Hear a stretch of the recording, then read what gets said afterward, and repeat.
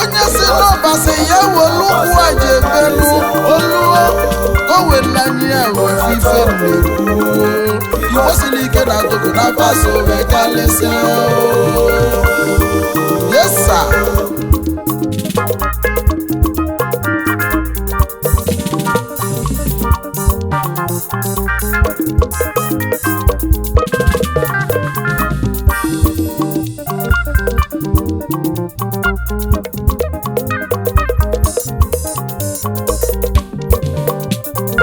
maka na ife ka anya mmadụ na-afụ n'ụwa ka tupu ọnụ mmadụ ewee bido kwunu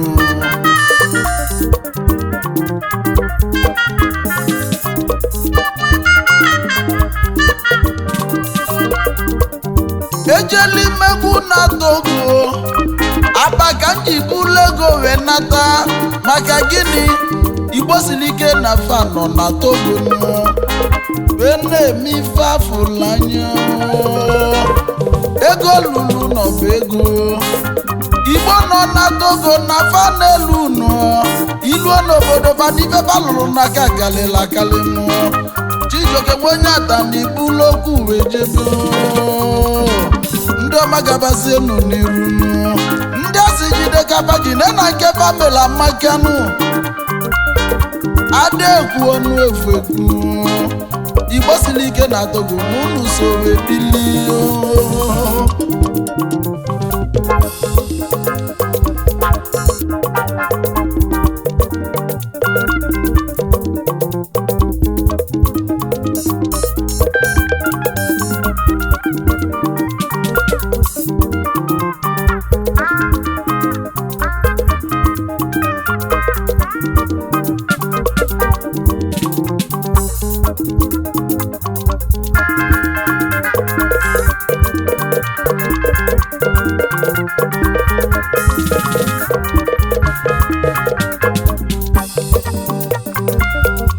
ọ na-emeje obodo ejebe n'isi ya mmadụ ka anyị chọrọ wee jebenu ka ilulu Togo na ụmụ Igbo nafa galila galinu anyị bidozienu n'isi dezienu High Chief Dr. Dennis Chukwuemeka onye bụ mmụọ Ọkpata Ozuọra the national lord nke ndị Igbo na Togo Ọkpata Ozuọra 1 n'Aba ọzọ nwafe nna ezi nwa si Abeje double national lord ọnwa na-etili ụwa niile ụgbọ bụ mba nke Ibetemazụ a onye ọma na-ego ya karịrị akarị National Lord Odogwu ọnwa na-etiri ọra na baka ise jenu onye ọma na-ego ya karịrị akarị ọ na-emachi ọgba obodo ejebe n'isi ya ife imeli Chijioke ka m ji kwube maka iyi National Lord ọnwa niile eti eti ọnwa na-aba ọnwa na Togo na-ego ya karịrị akarị ife onye meli n'aka na ya ka ọnụmụ na-ekwu ọnwa niile eti eti keneli m dozi akwụghịnụ Chimisisi Joy onye bụ mmụọ ọdịbeze nwanyị ọma nwanyị kpọdụ aka n'ọkpa bilinu nnukwu nwanyị ọnụme egeneyi ogeli maliso dị ya n'enu ụwanụ ịnanya ọdịgoji ọgwụ anụ dị ya di na nwunye na fa bụ nwanne Ajifikenna na-akọ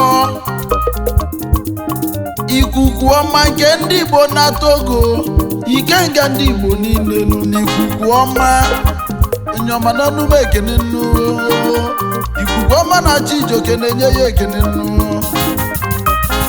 ọkasị akasị na Nnewi ịdị na nwata bata ego oyibo omifuku na Nnewi onye ọma n'iso bili onye ọsha ikemba ndị Igbo na Togo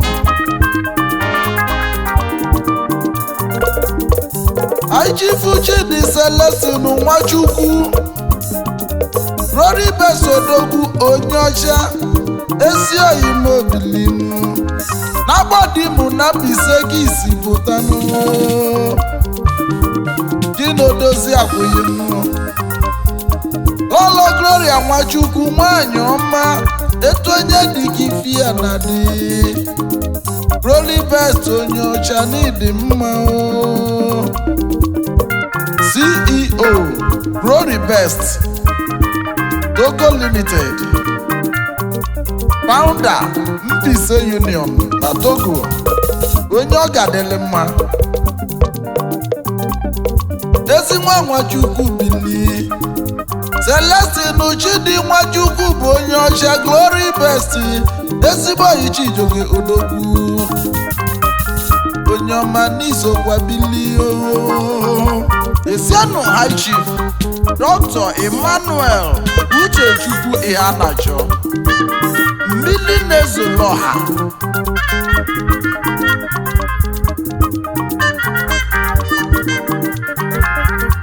mmili zozo mmili na-ezoloha n'Igbo onye ego ide atọ gị ise jie n'Imo steeti mmili na-ezoro ọrụ Odogwu CEO Cross and Crown Group of Company Limited na Togo Odogwu na-ego ya karịrị akarị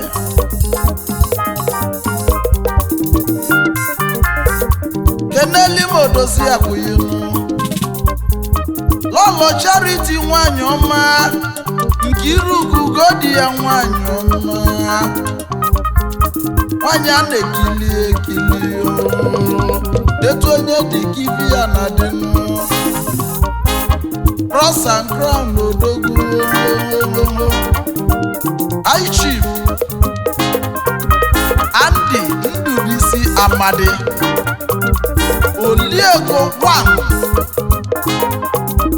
Oliego Nokego onye ọma si Mbaise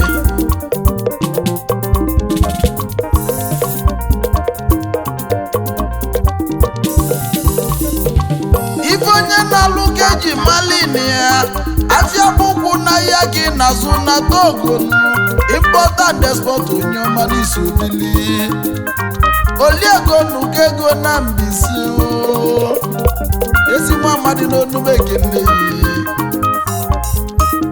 onye ọma n'isi obili Esianu High Chief Alolo Chinwendu Richard Ndo oke osisi eze nwa mmadụ 1 na Mbaise. Oke osisi dị n'iwu.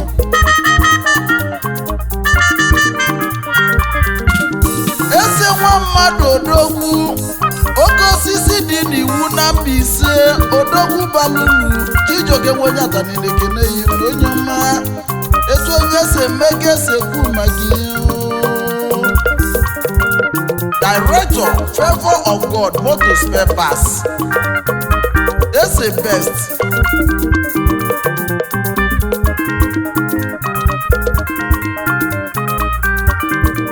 Onye ọma na-alụ plastic, rubbers, plastic cups.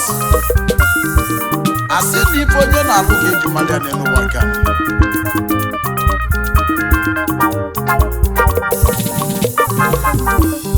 Ajivu nwa beze jee ndụ bilinu onye ọma n'iso bili. Ezi nwa ndụ onye ego onye ọma n'iduso. Odogwu si Mbaise nụ. Agba ego nkịtị 1 na Mbaise. Ogbuefi nna nyelugo na Mbaise.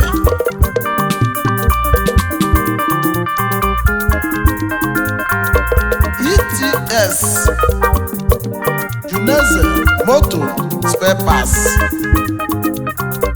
Odogwu na ịdị mma. Juneze Motor Spare Parts ga-aba n'iru. Ezi nwa ndụ n'iso bili. Ibe onye meli n'ụwa ka eji ekwu na gị. Igbosili ike na Togo si wee galisi. High Chief Cyril Igwilo CEO The Wealth International Limited, Chairman Omni Vision Optical Limited na Togo, and Chairman Great Hair Fashion Togo. Ugobuzo 1 n'isi nkwọ.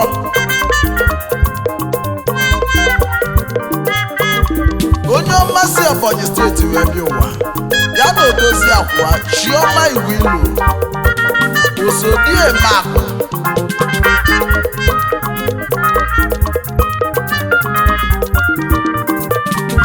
IGF Igwe Osita bili. Igwe ome ka ọ dị mma nke izizi n'Ebonyi steeti nnu. Igwe n'iso bili. Igwe ome ka ọ dị mma onye ọma n'iso bili. Onye ọma si Ọhafịa Desekọma. Igwe White na Aliọma.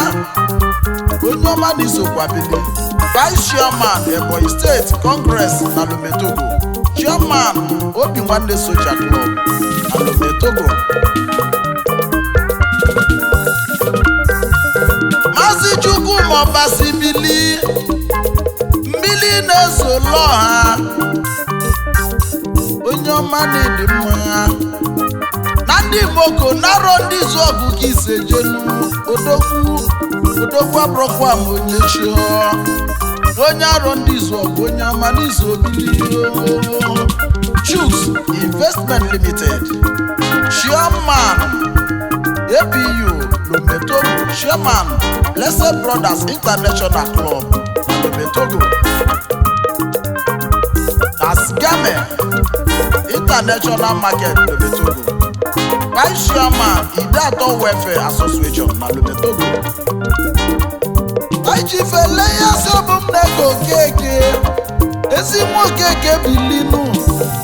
Obumneke Chijioke nekene. Onye ọma n'ịdị mma. Chairman Chief Executive Officer Pounds and Dollar Conglomerates.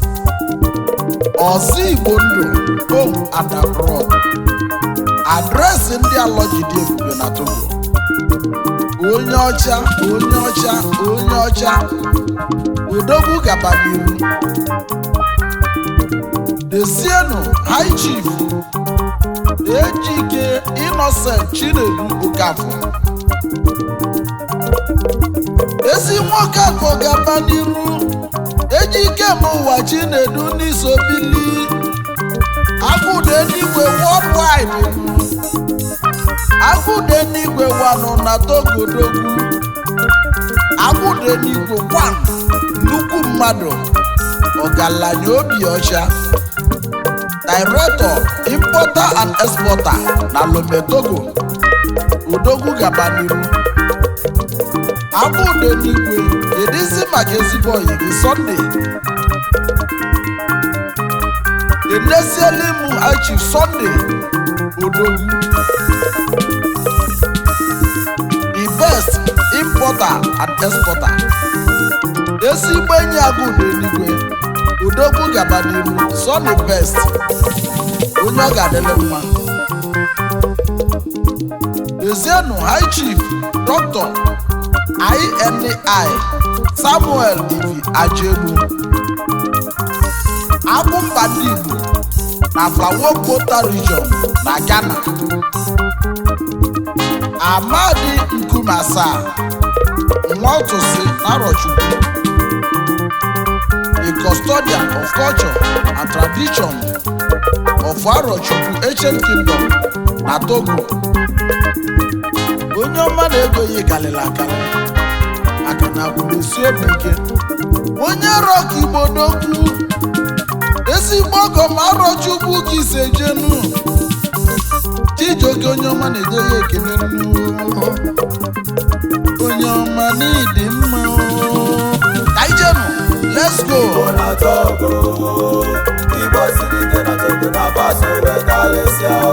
Ụmụ Igbo na Togo akalịsigo. Ibe famili ya ka Chijioke na-ekwu. Onye mekwubasị na nwenye ata na-ekwu. Onye nwere uche ya ghọta ife nnukwu. Onye si n'ọbasị ya were ụkwụ akụ jebe n'oluo. O wele anya ya maka na Igbo siri ike na Togo na Faso mekalịsị ya. Etu ndị si eme ka Chijioke sekwu. Ụmụ Igbo na Togo so kalịsị ya ndị egwu. Ndị ọma n'ọnụụzọ ekekalịsị ya. Kainanụ Igbo na Togo. Igbo siri ike na Togo na Faso mekalịsị ya. Ndị ọma ga-agbasienụ n'iru. Ma jide n'ukwu jide na ndị asị jide kapa jide na nke famila maka ha. Unu edekwa n'anya na azụ n'elu ụwa. Unu ege n'ife ọnụ maka gịnị? Ọnụ kwuru njọ mesịa n'oge. Igbo siri ike na Togo na Fabụ nke ndị ọma. Chijioke na-ege n'ụlọ. Ọgụ n'umeli Chijioke na ndị obodo ga-ekwu n'elu ụwa. Ndị ọma Faso wee kalịsịa. Ụnọnụ Igbo na Togo. Igbo siri ike na Togo na Faso wee kalịsịa.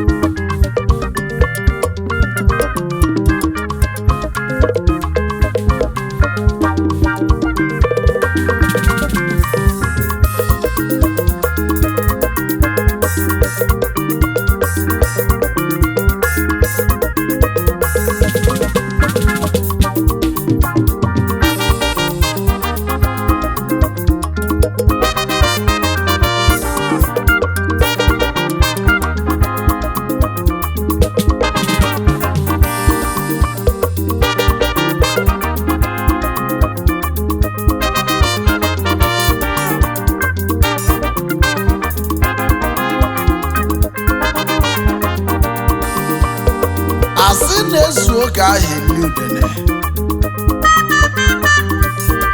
Adọtụzie ngịganụ. Maka na ọ na-eme okenye tinye ụkwụ n'egwu. Ọ bụla egwu ndị ọzọ.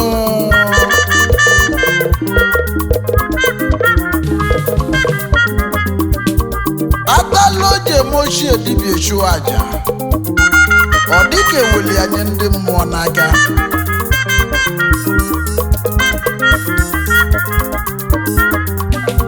maka na ọgaranya jeli mba anụ juru akpa ọkwa ndị ọ na-enye enyekwala ya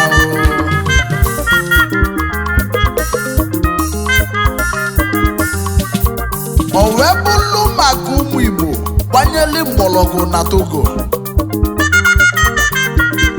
ndị aka siri ike na ndị na-eme ife afọlanya maka Chijioke Nwenyeatani na-ekwu maka ya aga m akọwalụ ụnụ maka fa maka anyị weliri ya nwayọọ nwayọọ na anyị na-abịanụ nkwa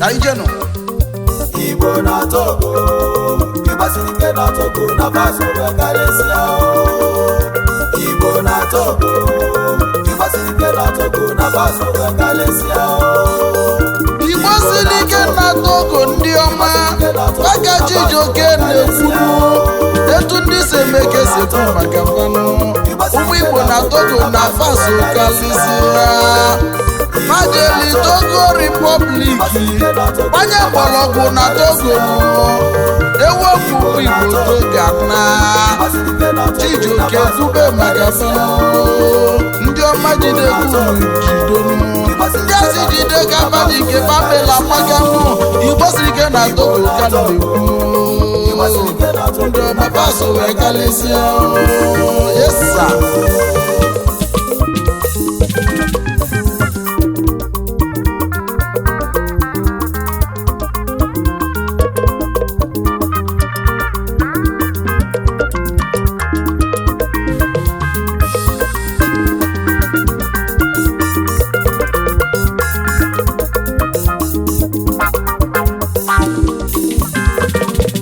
ebe anyị bidolu ka anyị kwụsịrịnụ ebe anyị kwụsịrị ka anyị ga-esi bidolu na mụ na ndị egwu m yi jee mana ụmụ Igbo na Togo kalịla akalịnụ ka anyị lu na anyị kwudolu mmadụ nụ ndị bala ego oyibo ndị mụ ife na ndị jele akwụkwọ kalịla akalịnụ mgbe ekwube maka Ezienu Chief Ụzọnna Ude Ogbunechendu 1 na Nash Ludi Enugu steeti onye ọma Ogbunechendu onye ọma na ịdị mma Chijioke Nwenyeatani na-ekele ya odogwu onye na-achị n'iso bilio Chief Isaiah Kalu Ọhazulume 1 Ebonyi steeti Chairman Igbo Congress na Togo chapter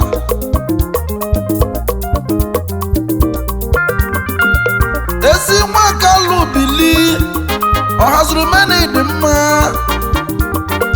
Ebonyi steeti ka iseji odogwu Chijioke na-ekele yinu ezi nwanne m bili onye ka nnekwu Obiachi na Daike Nwenyeatani odogwu onye Chimeleze Nwenyeatani bịa nwanne mmadụ abụrụ ọyị ya Obi Godo onye ọma n'izu obili Obi Godo Daike family na Ujadimegwu gị iseje na Atani nwanne mmadụ n'ịdị mma Chairman ndị ọgbaru na Lome Togo udogwu n'ịdị mma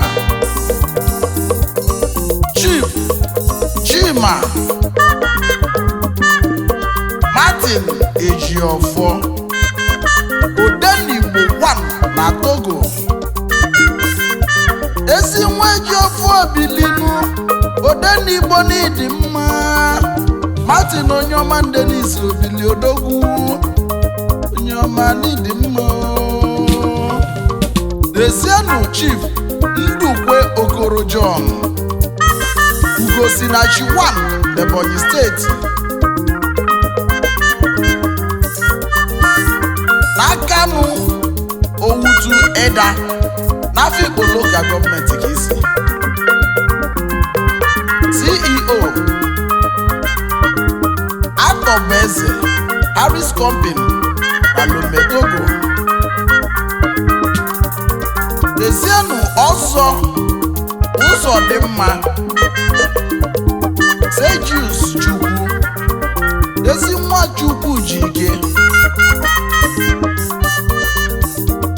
Agbala Ogbuefi Agwenwebe 1 n'Enugu steeti. Ezi akụkọ ise jee Agbala n'Igbo oke osisi Ogbuefi n'Onumegene Agwenwebe onye ọma n'ịdị mma onye ọma si amasị odo n'oge n'Enugu steeti ka isi. Ezienu Mr. Shedrack Igwe CEO Igwe Otoro Pass na Lome Togo. Chiveriagu Bili Ezinwe Igbidi Bilinu onye ọma n'iso Bili odogwu n'ịdị mma. Chairman Igbidis Group of Companies, Director Igbidis Hotel, Obudo 1 Ebonyi State onye ọma na Lome Togo. Ezienu Honorable Emmanuel Anyim Ezi Nwozuru Executive President Nigeria Community na Togo.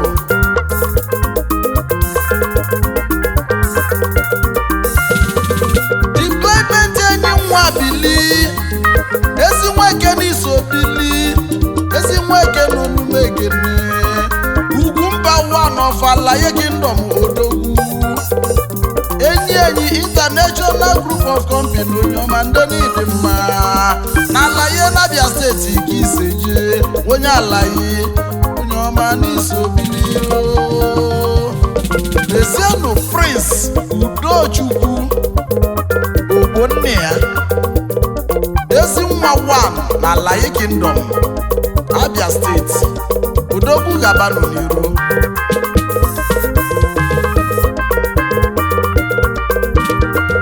Chief Augustine Ejindu Bili ezugo nke izizi Ogidi na Idemmili ka iseje na Anambra ezugo na anyị Ekene ezi nwa Ejindu n'iso Bili. Austin onye ọma Bili. Honorable Elder Gilbert Ụwa Ofigbo na Togo onye Isiagụ Ebonyi steeti. Ezi nwa si Chiagụ eje n'Ebonyi steeti ka isi bịa ezi nwa Ụwa Odogwu onye nwere ife onye ọma n'ịdị mma.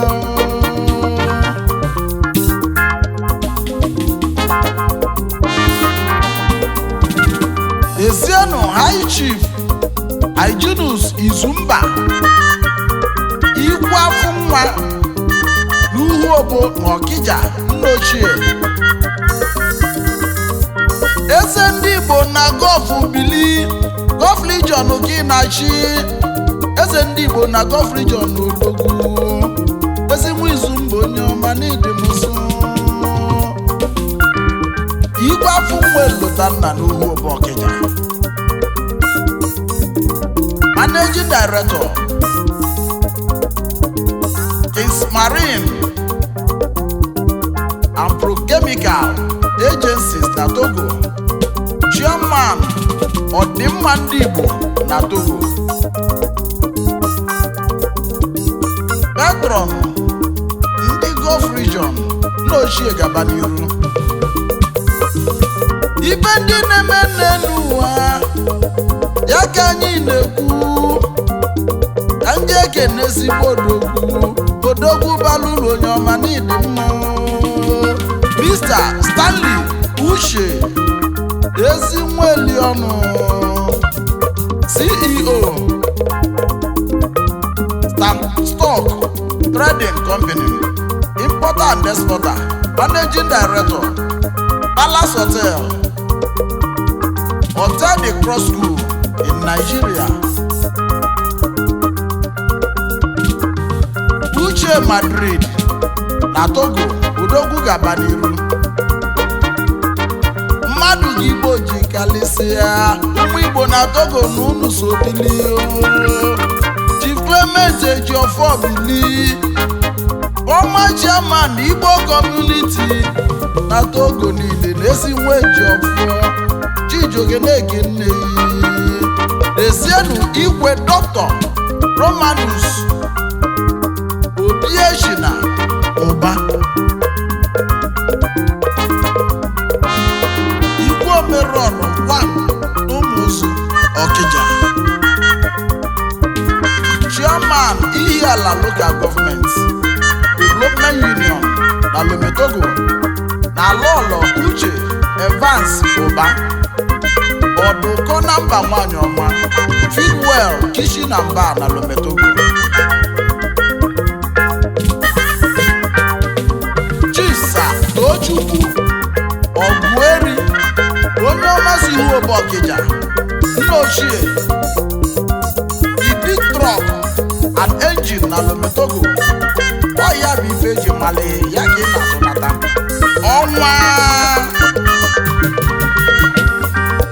ọnwa na-etili ọra ọnwa Tochukwu Ọgụeri onye Ọkịja achala ogidi nna ochie n'ume ekene Chijioke nwenyata nile ekene Chief Christian Okafor esi nwa Okafor onye nnukwu ego Managing Director Christoph Motors na Lome Togo odogwu Christoph Motors onye ego n'ịdị mma akụ nwata bịa alụsị ego na ọkụzụ odogwu onye ọkụzụ ibilibi ọgada nyọma n'iso bilio Igbo na Togo ndị ọma na unu so kalịsịa nkwa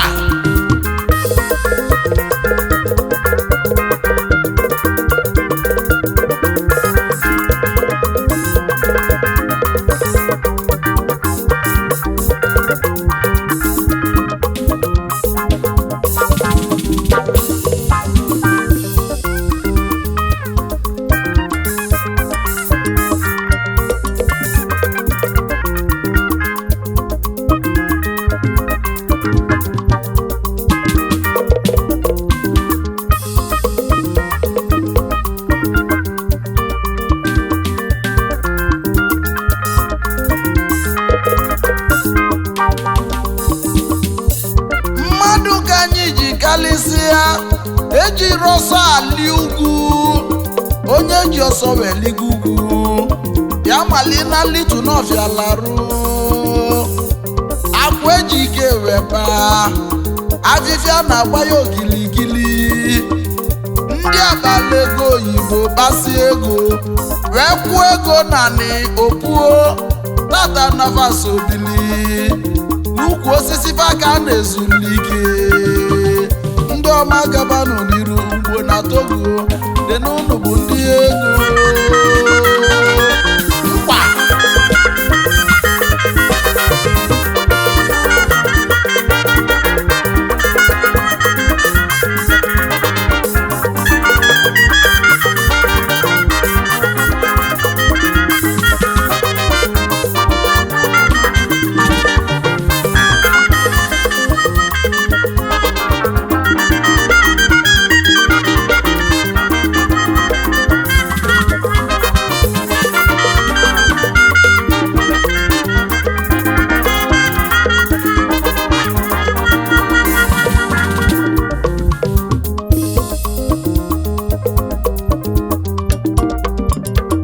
asị na mmadụ ka eji aka n'elu ụwa nke ama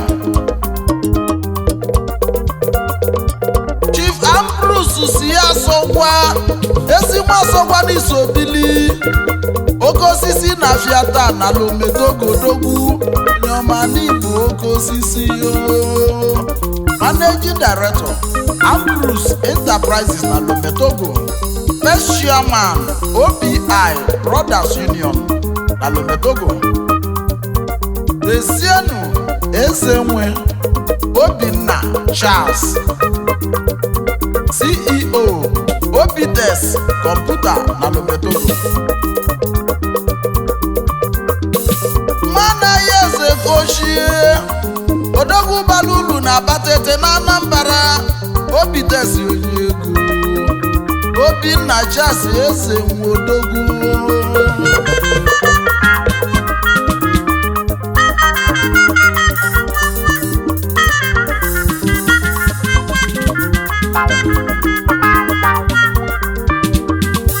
Chief Dr. Pascal Onyoma Chukwu Nwolu ezi nwa nwafọ ya Onyoma n'iso bili Akaji ọfọ na Aba Onyoma na Togo ka ibi ebi agbalụsịa ngene 1 na Aba agbalụsịa ngene na Togo adresị ndị Aba na Togo Chief Dr. Pascal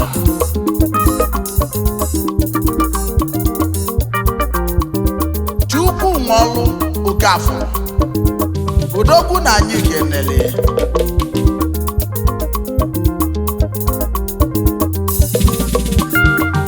anyị ji ife onye ka Chukwu Paulinus ọfọ n'iso bili ezi nwafọ onye nwere ihe onwere ife oyim onye ka Chukwu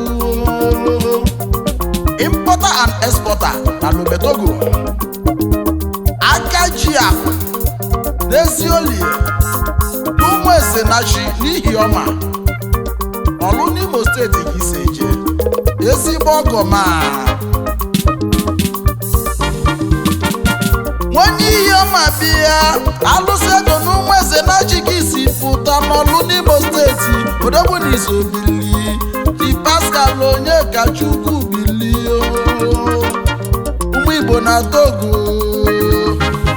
kaijenu kaina Joseph iwe ka Ndụka ezi nwanne m n'iso bili n'ụmụ Daike atalika iseje onye Daike bụ mmilukwu nyilenyi nwanne mmadụ abụrụ ya Jomodogwu jem onye ọma bili nwanne mmadụ abụrụ ya nwanne Chijioke onye ọma n'iso bili Nigeria ka mụ na dị egwu m si bịa odigo onye mmadụ nke unu ga-eli akọkwa n'unu mana odu nwa mmadụ ji ife o mesịa ya dunali nne mụrụ ya maka na ejelu nọ ya bụ isi onye ataniga na oge ọzọ anyị anọli